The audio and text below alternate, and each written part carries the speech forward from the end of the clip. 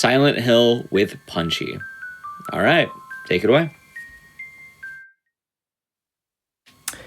Hey everyone, I'm Punchy. This is Silent Hill 1 Good Ending.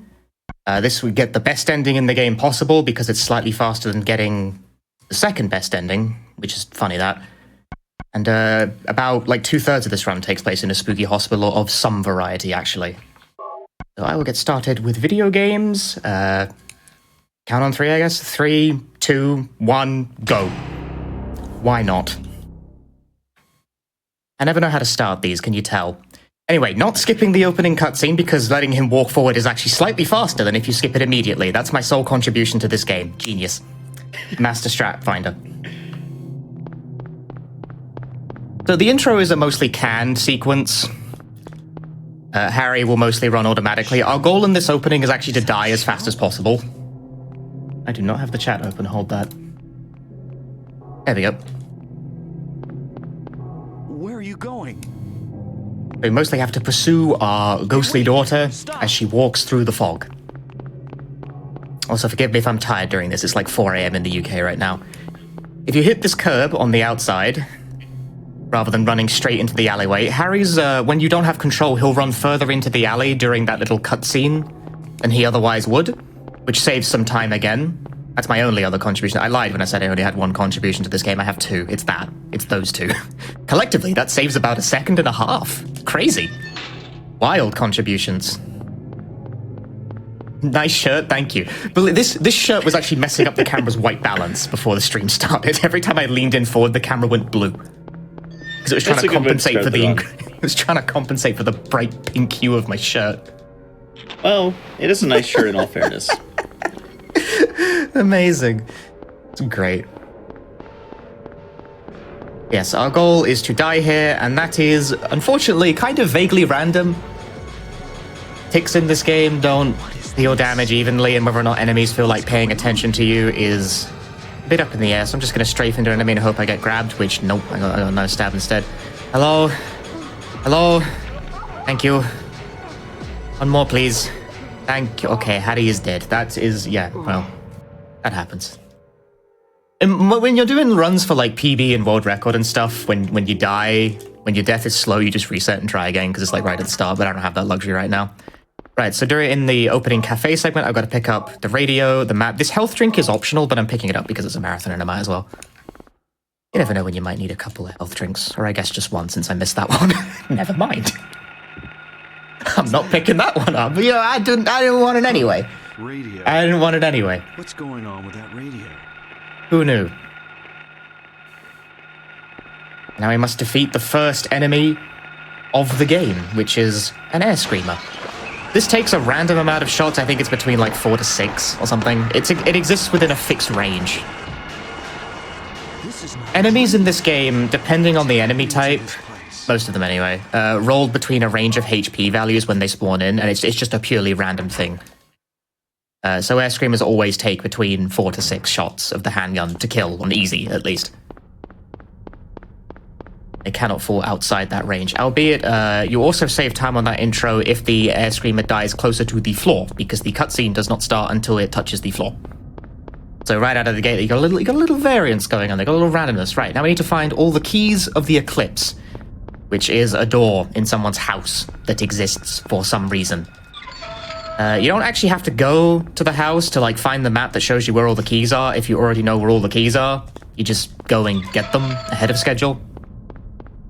This is where your first real like taste of the movement takes place in this run. Silent Hill 1, if you are not aware, has somewhat unusual tank controls even by tank control game standards. Harry walks with momentum. He kind of drives a bit like a car. He doesn't turn very easily. Like, no tank control character does, really, but he can't stop on a dime. Like, you ever played Resident Evil, right? You might be thinking, you can just stop, right? Like, the way Resident Evil works, when you hold a button down, you move forward, and as soon as you let go, you stop immediately. Harry does not work like that. Harry has to come to a stop. See that little stumble animation he did there? That's crucial. If you drive that over an item pickup and then press the button to cancel it, you can cancel the stumble into an item pickup, which saves time. It's very complex, you see. Like, the movement in this game is a bit bizarre and kind of hard to get used to. Also, I'm gesticulating with one hand because while I'm doing these running sections, I really only need one hand on the D-pad, and I unfortunately have a habit of talking with my hand. Stop that. Stop it, streamer. You're going too crazy. Slow it down. This is a thrill ride. Running through a foggy street. I get past this guy. Whether or not this air screamer takes a more keen interest in slapping me upside the head is also a bit random. See. Haha, missed. Okay, baited. Got him around the corner. Smashing. One thing I learned you could do in this game, semi-recently actually, is that if you bind a button on the controller to the skip button, because this game has full controller remapping, which is really rare for PlayStation 1 games. But if you bind a key to the skip function, which this game just has a dedicated like cutscene skip function, it's normally double bound to the pause button, but you can unbind the pause button. I have no pause button right now. If you hold that button down while picking up items, it automatically draws in all text as soon as it possibly can. So I hold down X with my the flat of my thumb and then mash square with the other one. That's my actual action button. That's the controller scheme I've landed on to like most efficiently mash through text because you're allowed to do such a thing. There's that stumble cancel again. And there's that immediate text cancel with holding two buttons in. So it's all these little things, these little time saves. This is what you got to pay attention to when you're on Silent Hill 1. It's all little things. It's all little things. Speaking of little things, this is where I begin like my thesis on doors again. I haven't done this routine since like GDQ 3 years ago. Fascinating. Doors in this game are mysterious creatures that require you to master an individual ritual in order to open each one individually. This one requires you to stop running at around here-ish. Harry will stumble and land directly in front of the door, then you can cancel that stumble into a door opening. If you try and run directly at the door and don't stop, Harry will just face plant it. And you won't open the door. You'll bounce off.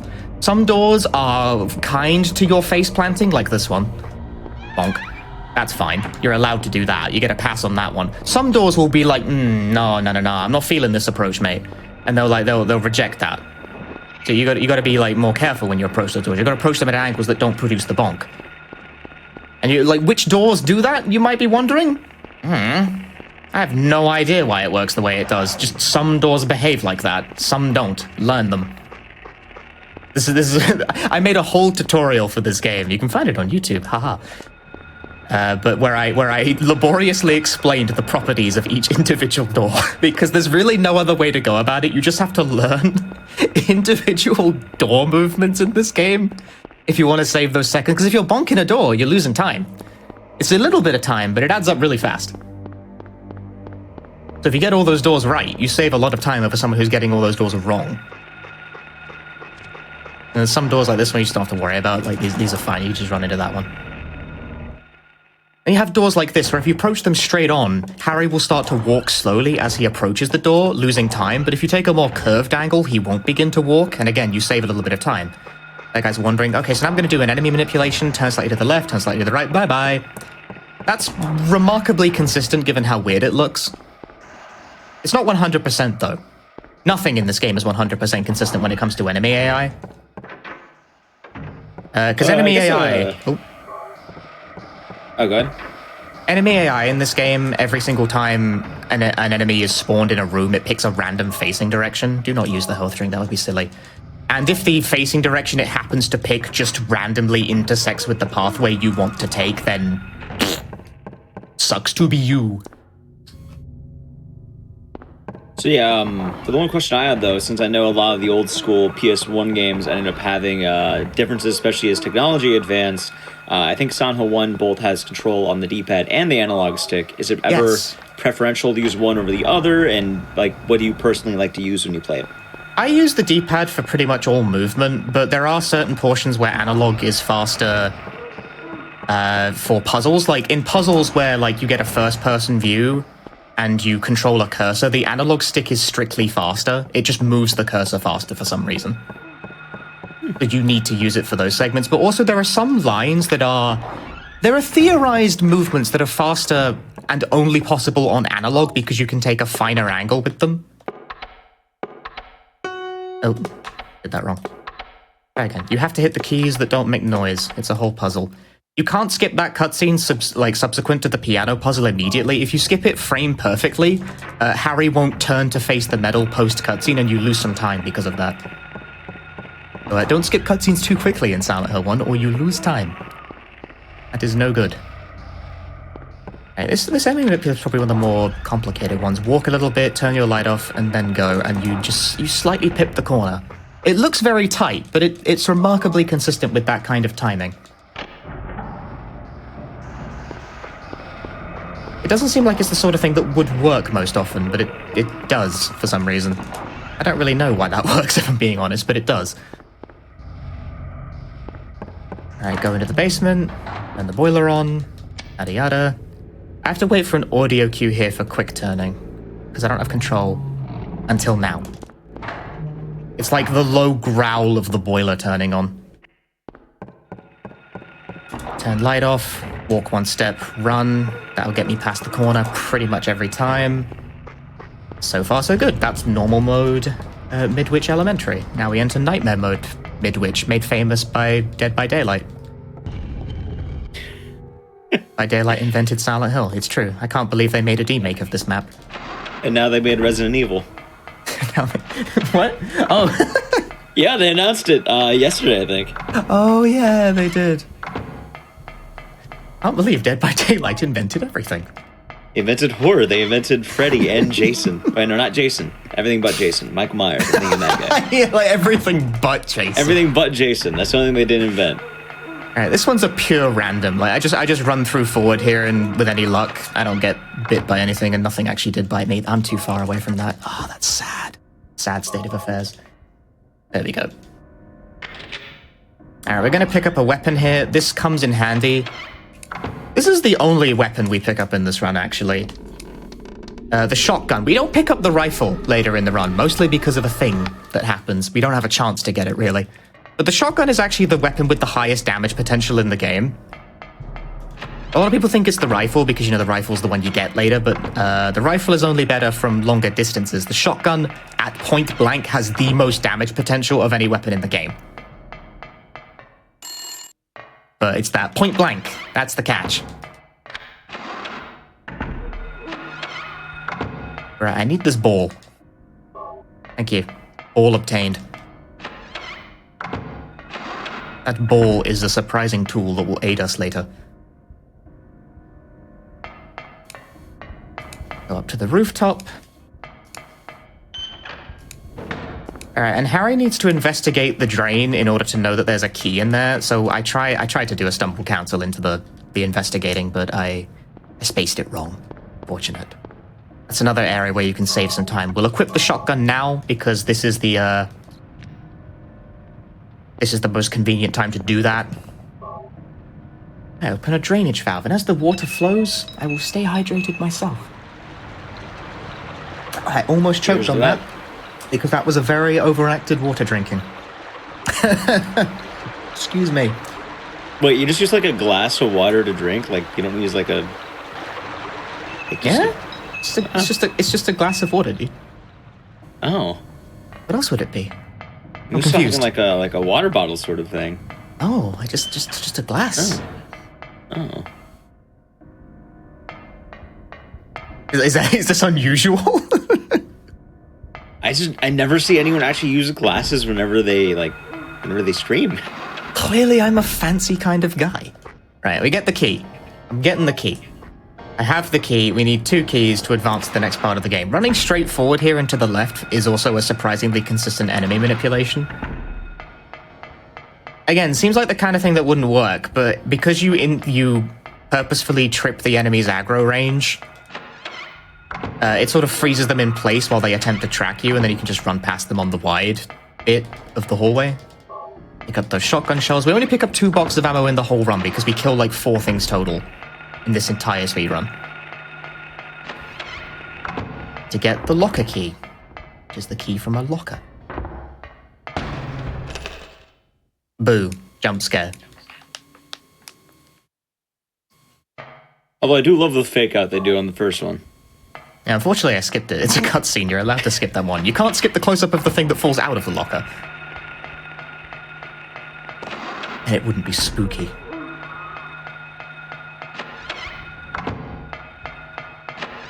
Alright, now I have both keys, which is the main goal of the Nightmare School accomplished, and I've managed to do that without any Anyone if the child's biting my ankles, which is lovely. That's the main way you lose time in this segment of the game, is messing up one of the dodges and having one of those children bite your ankles for a bit, which is no good. Each time it happens, it loses about 3 to 4 seconds. And also health. You don't have infinite health.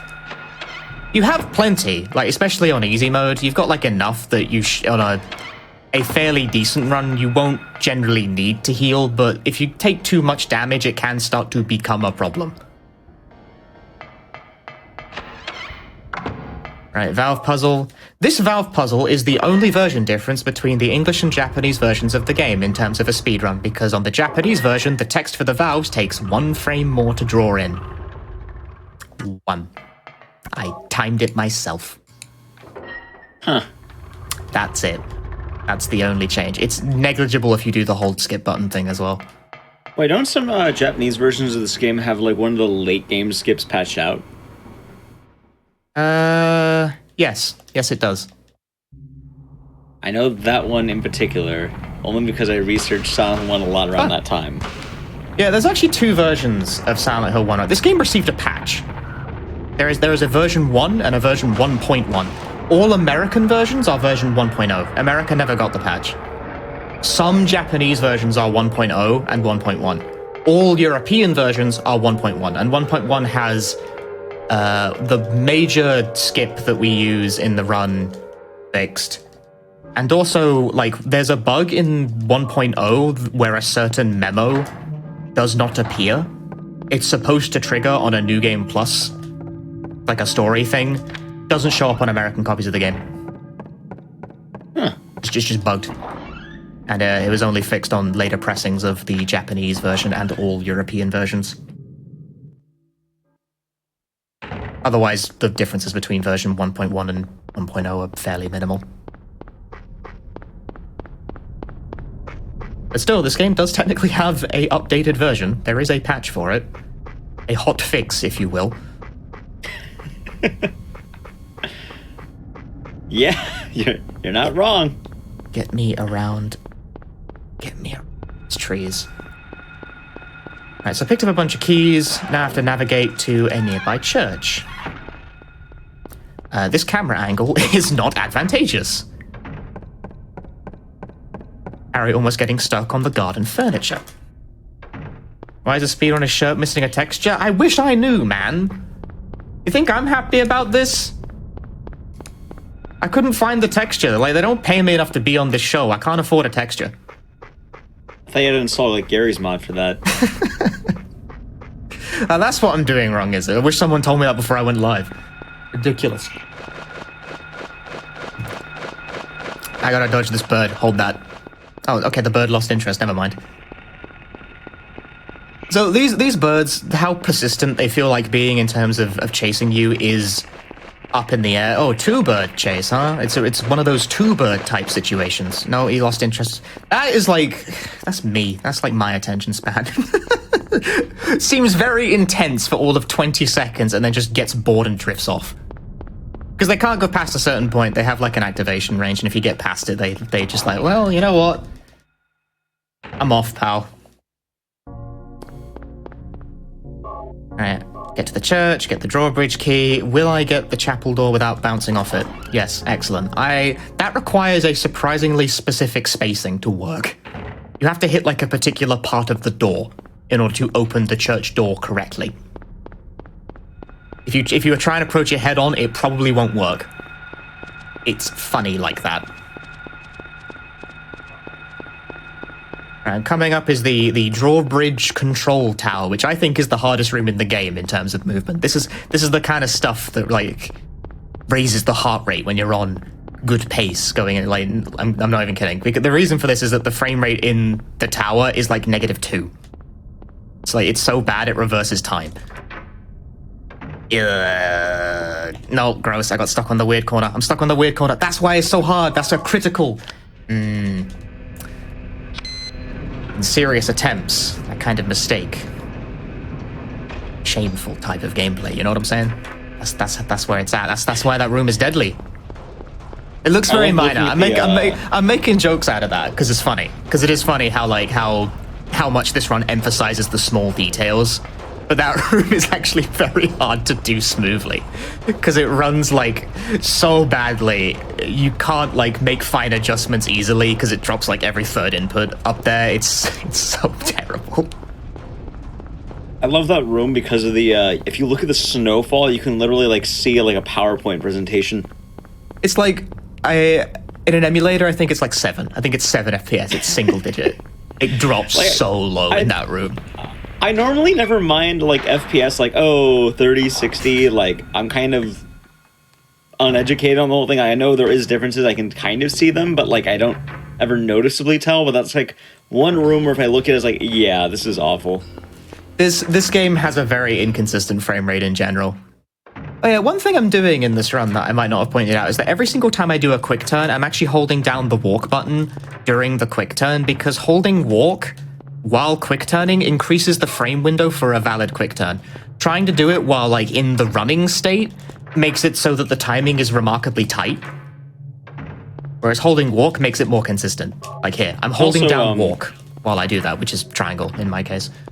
We talked about a wee bit of it in the beginning of the run, but what exactly are you doing to make this run good plus instead of just regular good or regular plus? Right. That's what I'm picking up right now. Good plus requires 2 ending criteria to be met. The plus part comes from using a certain item on a certain boss, although we're going to do it in a weird and glitchy way that benefits the speed. And the good part comes from accomplishing a certain side quest at the middle portion of the game, where you need to open a motorbike. The sort of the rationale for Harry doing that is a bit preposterous, but it's one of those things that really only makes sense on a New Game Plus type of playthrough. But if you ignore both those things, you're doing any percent, which gives you the bad ending, but this is, we're going for the best ending. The one where all the nice things happen. So we'll be taking the time to accomplish those side quests. Also, for the theme of the show, we're finally in the hospital. Oh yeah, we're in the hospital now. This is... It took us 20 minutes. Most of the run takes place in a hospital of some description. But weren't we just in like a school for like 10 minutes? Yeah, but like, nowhere is mostly hospital as well. Yeah.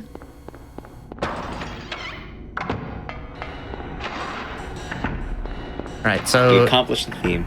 In the hospital, I need to pick up this blood pack, and also the goal of the hospital overarching is to pick up 4 colored plates. I already acquired the blue one, it's just kind of laying out in the open. This yellow one is also just laying out in the open. Now we're going to ride the elevator down to the first floor. I got a wide turn there, that's kind of annoying. Yeah, fun movement thing about this game, when you load in a room and you hold like up left or up right to input like a turn, there's a semi-random chance Harry will just turn really wide when you do it. And that can be very disadvantageous depending on the room. It's one of those small things. This game actually has like rakes of random elements to it, from like just things like inputs. Sometimes the game just does not do inputs the same way twice. And that was a nice tight turn. That was the good luck. That input can be processed wrong. All I'm doing there is holding up left, and sometimes it comes out different. We're going to use the blood pack in this room. You only need to take 1 step forward in this room for it to trigger. You need to take a step forward, but you don't need to take like a whole step. It can be a mid-step. Distracts these tentacles and lets us get the green plate. And now I have all the plates. I can solve a puzzle over yonder. Puzzle in question is that I honestly forget why this solution is the solution that there's like a poem. It's always a poem with Silent Hill games. There's a poem, it correlates to colors and positions and blah blah blah. Put the plates in. Open the door. Alright, now I gotta do nurse push. This is a critical trick. Well, I got my shotgun equipped. I gotta push this nurse out of the way. I got stuff to do. There you go, I got through. Smashing. That's actually remarkably hard to do. It depends on the nurse's initial position, which is slightly random, whether or not the nurse feels like being pushed all over the place. And it also depends on, like your timing and your spacing between the shots, etc., etc. There's a lot of minor things that go into that, but I got through it, so it's okay. That nurse challenged that movement, and that was a little bit scary because she can totally body block you really hard coming off that. And then it's tragic, because nurse stabs do a lot of damage, don't you know? And getting stabbed by anyone does a lot of damage, but they in particular do a lot of damage. The green ones do more damage than the blue ones. Really? Random salad. Yeah, they really. It's true. The male doctors especially do the most damage. It's like triple.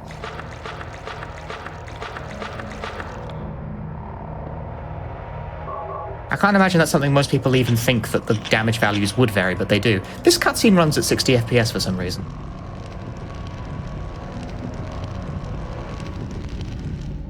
Hope you enjoyed that brief burst of a frame rate, because it is now gone. We are back to your regularly scheduled 15. We're now in the hospital basement. Find the room where Alessa is being cared for. I haven't really addressed the plot of this game much because, honestly, it's Silent Hill 1. Either you know, like, the detail, like, this is a speedrun. Like, if you want to know the plot, you look it up on a wiki. You don't ask me. Alessa's a psychic child being taken care of at a hospital because a boiler blew up in her house. Very bad. That's the second box of shotgun ammo we're picking up. And that's the last one we're getting. So we have a total of... How many shots is it? 30. 30 across the whole run. 6 in the shotgun to start with, and the 2 boxes are 12 each. Hey, no dot block. Sweet. That doctor can spawn on the corner, which is extremely inconvenient if he does.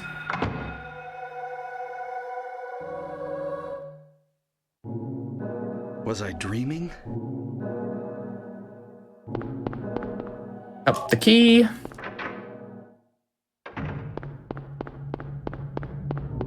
Alright, now I have the antique shop key, and we are going to run all the way over to the other side of town and perform the most inconsistent trick in the video game. Hooray. Because we have, like, proper skips in this one. Like, glitches and stuff. It's crazy.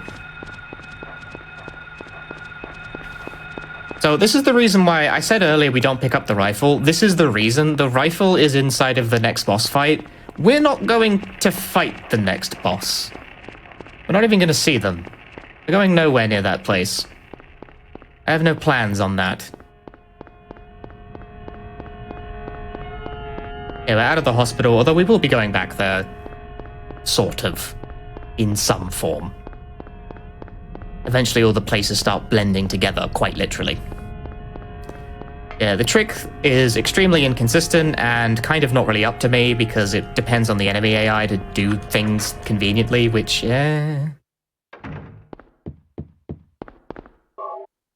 only do so much. Can only do so much. So, Punchy, how long... so how long have you been running this game? Too long. That's a good answer. I think it's like 7 years or something.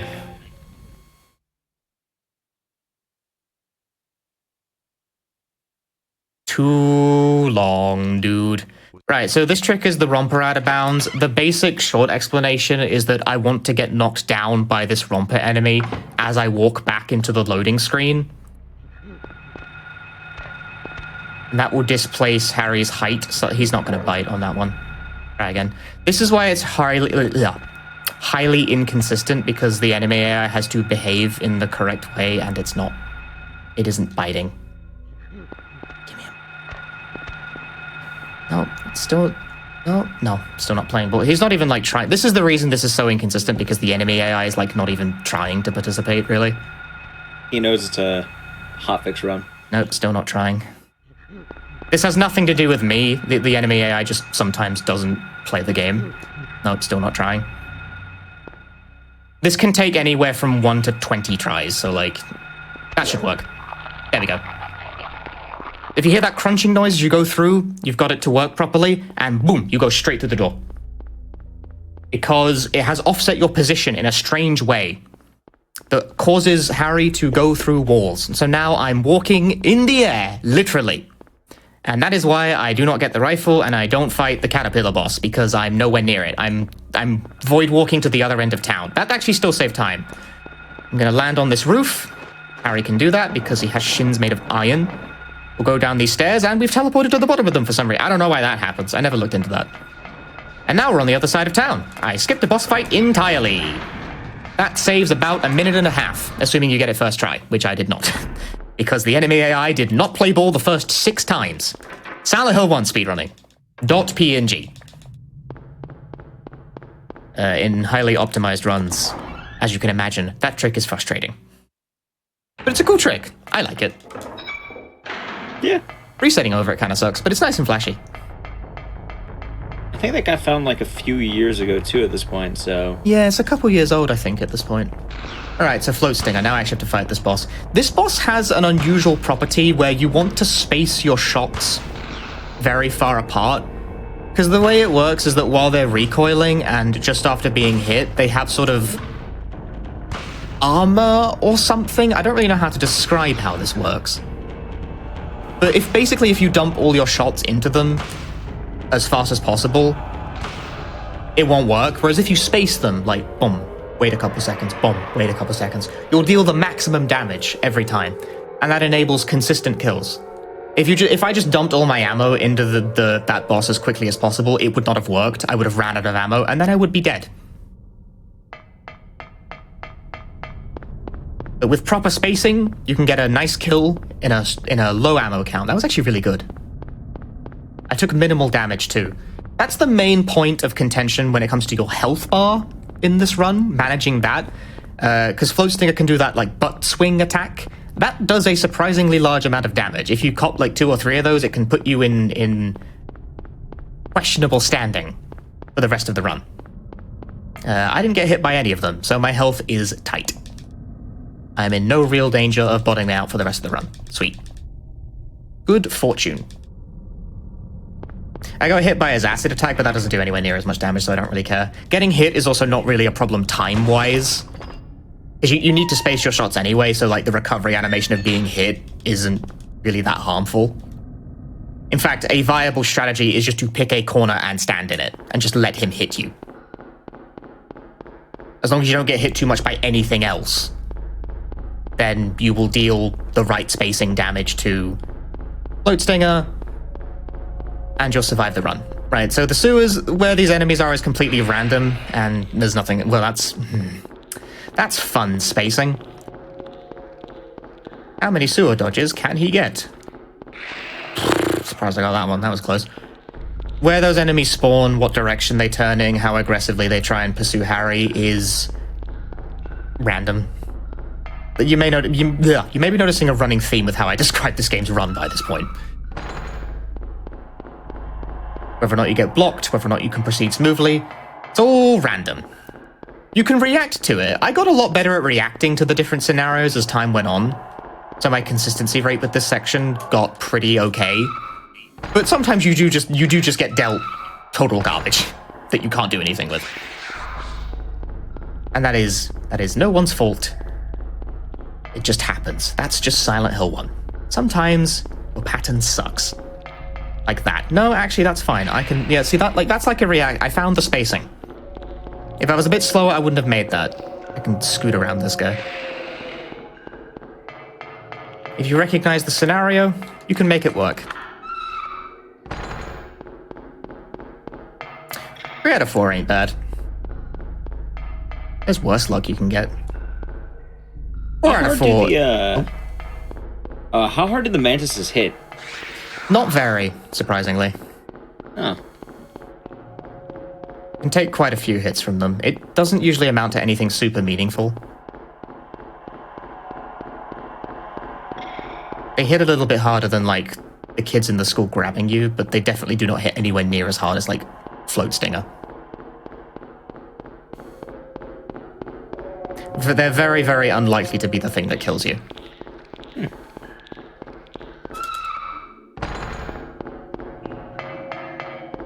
There's also cockroaches hiding about the floor. If you're wondering why I'm turning my light on and off, it's because enemies in this game do react to the flashlight. Different types of enemies react in different ways, so having your flashlight on or off at some points is critical to manipulating the enemy AI. Ooh, that's me bouncing off a door. Didn't manage to get the run stop cancel. I can get it here. What? Yes. That's the one you need. Oh no, spookies. And I run away. Goodbye.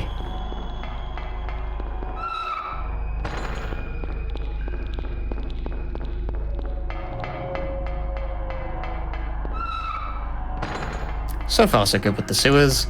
I turn my flashlight off here because I don't want to attract the attention of the cockroach enemies. And when the flashlight is off, the game is very, very dark. So you may rightfully wonder, how do you see what you're doing when everything's dark? I don't. I memorized everything. I just know where I'm going. I can't see anything, pal. Do not adjust your set. It really is that dark. Alright, now we're in the resort area of the game, and this is where we can accomplish that little side quest to get the good ending. So we could just move straight on to our next objective here, but we take a little detour into a bar where a man named Kaufman is being attacked. We met Kaufman earlier in the hospital. I'm going to do this funky strafe over to his wallet and steal his key because he dropped it. The key is mine now. Right, so we steal that guy's key. Harry thinks this is a good idea for reasons known only to Mason. The mind of a Mason operates in ways that ordinary people simply can't comprehend. So wait. Was Kaufman going to come back for his wallet, or did he just, like, lose his wallet? He lost it. And we're not going to return it to him, though. That guy sucks. I suppose that's fair. It's my key now. There's usually an intermediary step to this side quest, but it's not actually required to register the side quest as being complete. So we're just going to hit up the motel, enter the access code, which is 0886. And now it's time for some very circuitous adventure game solving puzzle. There's a magnet. We need that magnet for the classic adventure game puzzle of get a thing out of a hole.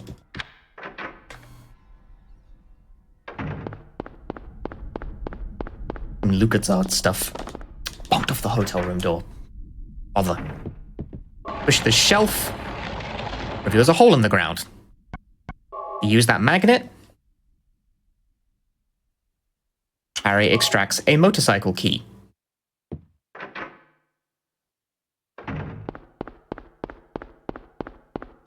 What? I wonder why he put his key there. He's trying to conceal it. Oh. It's hidden. And then we're going to enter this part of the motel. We find a motorcycle. Shocking. So we use the motorcycle key, and that reveals a vial of some strange red liquid. The same kind of red liquid that we put in a bottle earlier in the hospital. That is, unbeknownst to Harry at this point in the game, and probably unbeknownst to the player, a bottle of Aglaopahotis, which is a name I haven't pronounced correctly. It's a substance that kind of, like, exorcises gods and demons from the physical body. Like, the sort of the metaphysics of this don't actually make any sense, but whatever. It's a powerful substance in the sort of the spiritual metaphysics of the Silent Hill universe. So because we found that bottle in Kaufman's motorcycle, where it was being concealed mysteriously, Kaufman bursts in and is like, "Quit fiddling with my stuff!" And he, like, takes the bottle off us and he runs away. That's it. That's all you need to accomplish the good ending, because now Kaufman has the bottle in his possession because he took it off you. We also have a bottle of the Aglaopahotis ourselves, and that is crucial to getting the plus component of the good plus ending. These are the things that really only become obvious. Like, there's notes in the back end of the game that talk about sort of the demonic exorcism properties of the Aglaopahotis. But at this point in the game, Harry hasn't read any of these, so he's just collecting weird red crap off the ground for no reason. As one does. Seems like a normal thing to do. It's one of those things that's, like, really designed for a New Game Plus playthrough, but you can just do it. Oh, Harry, get through. Oh, Harry, no, get on the boat. Harry, get on. Thank you. That was a nightmare.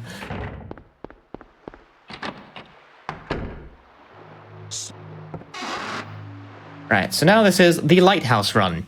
The Lighthouse Run sucks because you pretty much have to do it blind, because there's rompers in the area, and they're very aggressive the instant they, like, know your location. And as soon as you turn your light on, which I will do here briefly to sort of reorient myself, they can, like, home in on you from miles away. Once you get down those stairs, you're pretty safe. But before that point, bother. They become heat-seeking missiles if they so much as, like, whiff Harry's bum hair, even a little bit. And it's no good at all. So, light stays off. Air screamers as well also react to the light being on, but they're a lot less quick to, like, completely zero in on Harry's location over it, so you can sort of flash it on and off briefly to reorient yourself without getting totally destroyed by enemies. Right, spiral staircase with tank controls. Great idea. Thank you, Konami. I'm using the walk key intermittently here to reorient myself. Like, there's no way to walk diagonally with these controls. They don't work like that.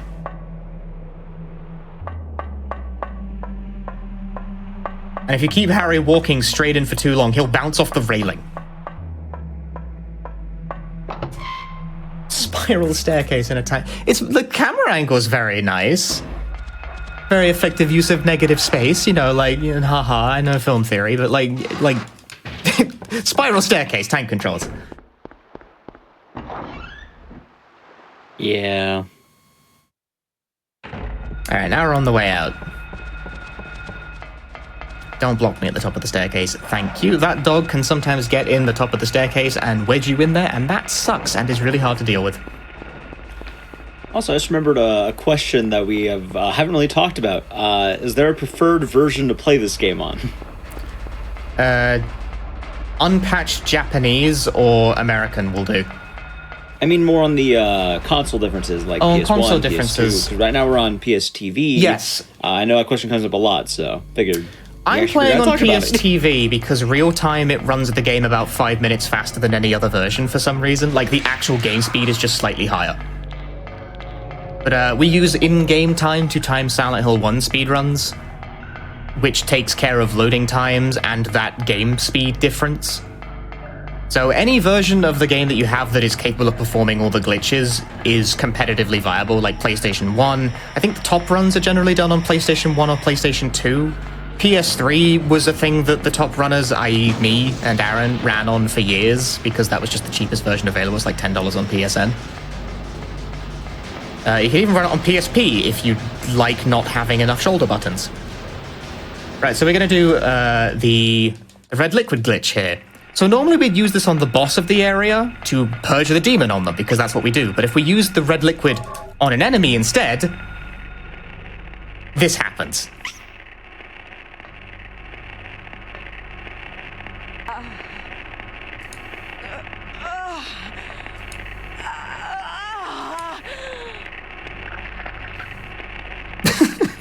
Forgot it replaced the Sybil's model with the ghost child. We used the red liquid Sybil. on a ghost child instead of the boss. Wake up. Snap out of it. And the game considers that good. Sybil. That's good enough. Harry, Not only is it good, it's good plus.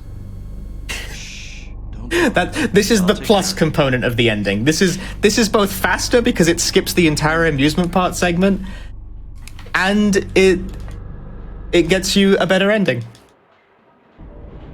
Well, that looked pretty normal to me. I didn't see anything wrong with that.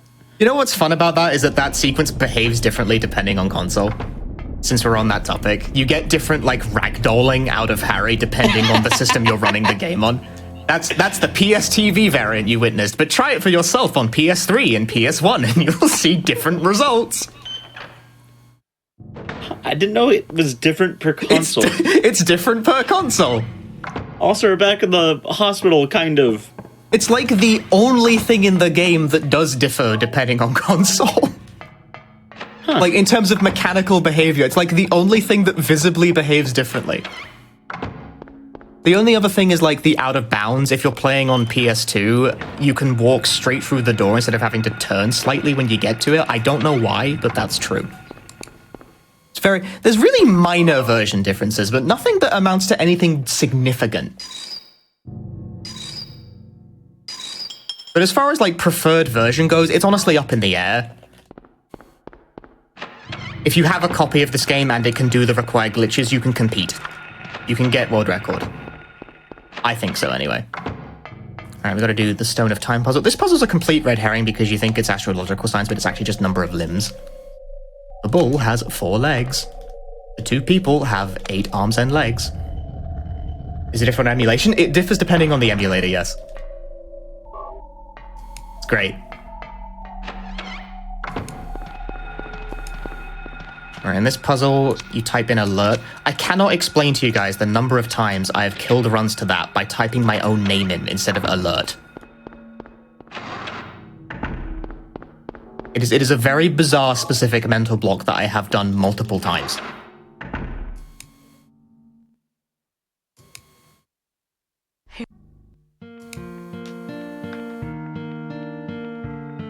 Take a little strafe to the door.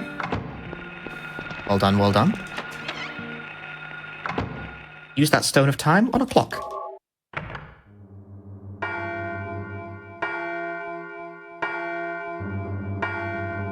The clock will give us an opinion about this run's pace. Rude. Didn't want your opinion anyway. Open the Haggith door. We ascend to floor 3.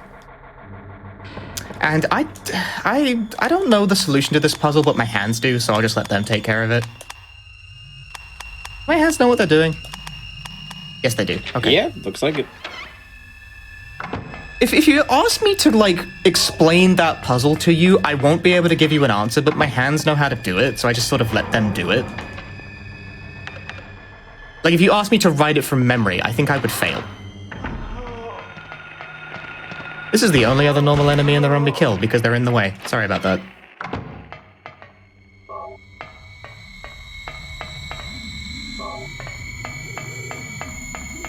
Also, really quick, I saw a question in chat. Yeah, this game uses in-game time, and it's incredibly accurate, actually. So it doesn't matter what version you play on. You'll always be on equal footing. Yeah, it takes out load times, cutscene time, even the time it takes to load in a text box is accounted for. It's actually a remarkably robust in-game timer. It nulls pretty much all hardware differences, so any copy of this game you have is competitively viable. PS3 loads abysmally slowly, but was what most of the record runs were done on for a very long time, because that's just what we had. Whereas now I play on PS TV, which is like a mini console. It's kind of an obscure mini console, actually, but it's not fundamentally that different from running it on a PSP. Think of it like a PSP, okay? That's the most, like, succinct way to explain how that works. Jelly beans! It's cool to have. Also, the weird part about the PS TV is that if you're like, I think if you're either in Japan or if you're British, it's easy to get. Yeah, it's cheaper in those two regions. It's really expensive in America. Yep. Not that many of them anymore.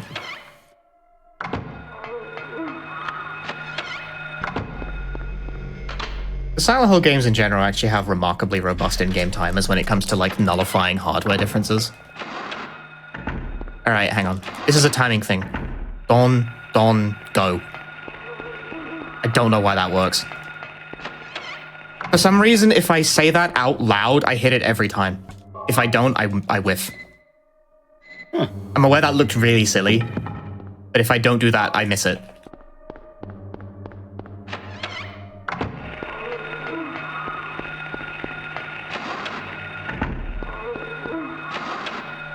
And with that, we are approaching near the end of the game, and I didn't get grabbed by a single child the whole run.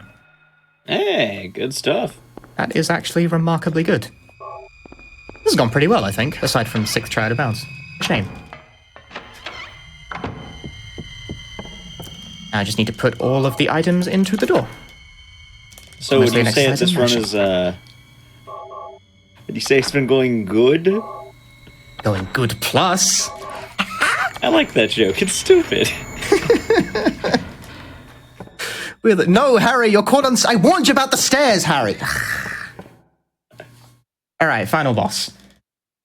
So the final boss of this run requires a timing to kill it, which is that due to a strategy that I unearthed by translating a strategy guide from like 20 years ago, if you wait for this boss to start charging its lightning...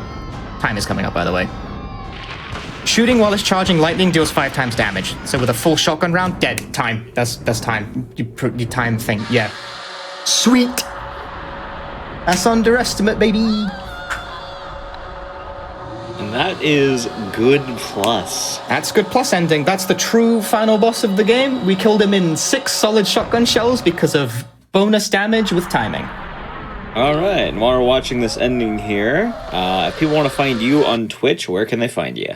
You can find me at twitch.tv/Punchy. It's a simple URL. It's very convenient. Listen, if you enjoyed this run, please do follow me on Twitch, because I do like telling people the nitty-gritty about doors and frames and stupid stuff in games like this. It's very entertaining for me. My Twitter is also at @succinct_Punchy, if you want to find me there. I tweet stupid things, mostly rhythm game stuff lately. Been playing too much Archaea. It's like all I've done the last 3 days. Any shoutouts or anything like that? Oh, there's a lot of shoutouts for this game, actually. Like, the community of this game has been a very active one. Like I said, I've ran this game for like 7 years, so like, shoutouts to Aaron, who is the current world record holder of the category, and like I think every category in Silent Hill 1 pretty much. He grinded this game out for months and months on end over the course of like a whole year, a couple years back. He got crazy good at it. I think he's the only person with a sub 30 in any percent. He developed a lot of the more optimal strats. Super good runner. Super good runner of this game. Full respect. And there's also Ekudet, the original runner of this game. He ran this game on SDA back in like 2000. The early 2000s or something. It was, oh my goodness. Straight up 2000. Like, not like even like 2000. The year 2000, yes. He laid also, the actually, blueprints for this run. If you don't mind me giving one, there's another guy who competed with Ekudet named Tyrannex. Oh yeah. Some Australian guy. I actually know all the world records for this game. I've been meaning to do something. I just keep forgetting it. This game has a long and storied history of competitors and talented runners, gradually pushing that little bit more and more. Also, Orifine, that the out of bounds trick that I did in the run, that was discovered by Orifine and later refined by, I think it was also Aaron. I think those two worked in tandem. But definitely shoutouts to Orifine as well. He discovered the out of bounds and made my life significantly more difficult. But it's a cool trick, so you know what? It works out.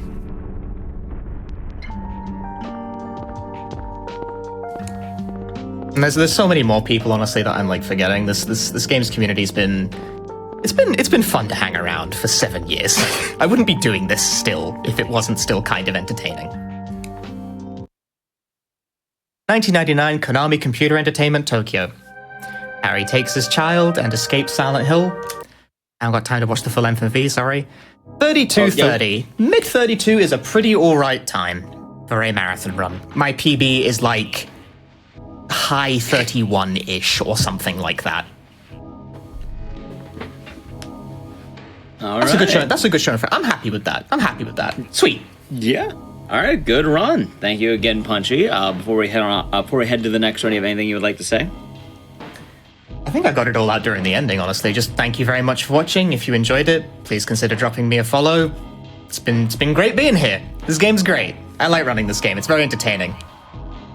All right. Well, with that being said, and with the first game all nice and done, we're going to be getting set up for our next game. So we're going to take a quick wellness break. I recommend you stand up, stretch your legs, do what you need. We're going to be right back very quick. But before we go, I just want to give a quick reminder that SGDQ 2021 online prize submissions are now open. So if you'd like to help contribute to that or submit a prize, you can go to gamesdonequick.com to find out more information about this. All right, we're going to be right back.